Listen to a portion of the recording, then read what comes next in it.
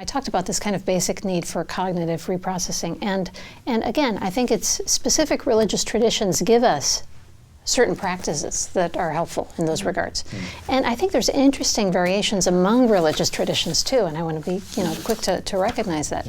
So thinking about our own tradition of Christianity, one hugely underappreciated mechanism for helping in this process of finding meaning is lament.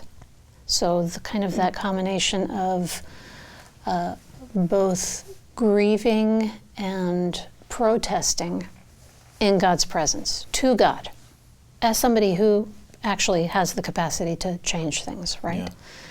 And we have rich resources around lament in the Old Testament. Probably I read somewhere that the largest bulk of the Psalms, the largest single grouping of the Psalms are Psalms of lament. And other books, of course, too, Lamentations and, parts of Job.